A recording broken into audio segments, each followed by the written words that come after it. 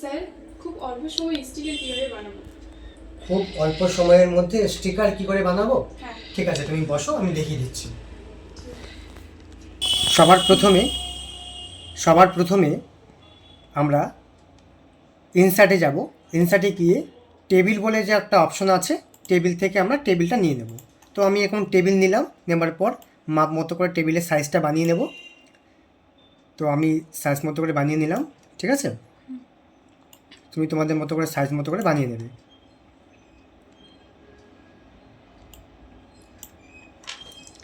তারপর আমরা এখানে এখানে লিখে নেব নাম, রোল, ক্লাস, শ্রেণী, সাবজেক্টগুলো লিখে নেব।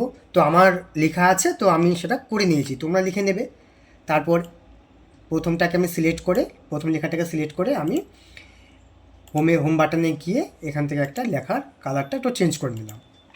তারপর আমরা এই টেবিলের উপরে প্লাস চিহ্নটা যে আছে সেখানে ক্লিক করে সিলেক্ট করে ডিজাইন বলে যেটা অপশন আছে সেই ডিজাইনে যাব।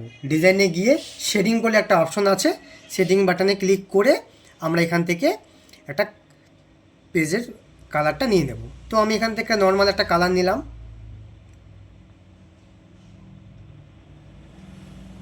এই কালারটা নিয়েছি।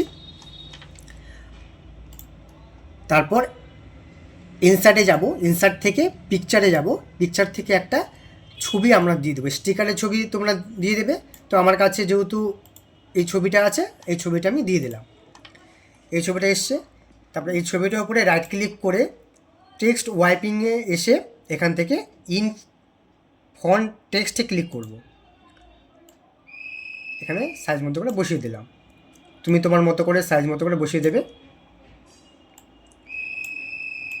আমি আমার মতো করে সাইজ মতো করে বসিয়ে দিয়েছি। হয়ে গেছে, মোটামুটি আমাদের কমপ্লিট হয়ে গেছে। তারপর আমরা মেলিং বলে যে অপশন দেখতে পাচ্ছ, এই যে মেলিং, এখানে ক্লিক করলাম। করার সাথে সাথে স্টার্ট মেল মার্জ বলে একটা অপশন আছে, এখানে আসবো। এখানে এসে এখানে লেবেল বলে একটা অপশন দেখতে পাচ্ছ, লেবেল, এই লেবেলে ক্লিক করলাম। করার সাথে সাথে এখানে লেবেল ভেন্ডর, এখানে এসে লেবেল ভেন্ডরে এসে A1টাকে সিলেক্ট করলাম, করেছি আমরা।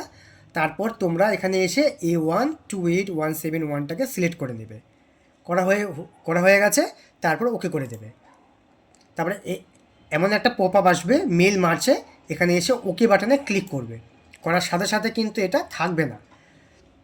তারপরে তোমরা কিবোর্ড থেকে Ctrl+Z প্রেস করবে। করা হয়ে গেছে। তারপর এখান থেকে আপডেট লেবেল বলে একটা অপশন দেখতে পাচ্ছ, এই আপডেট লেবেলে ক্লিক করবে। করার সাথে সাথে দেখো অটোমেটিকলি কিন্তু চলে এসেছে, তোমরা দেখতে পাচ্ছ চলে এসছে। এরকম করে তোমরা খুব অল্প সময়ের মধ্যে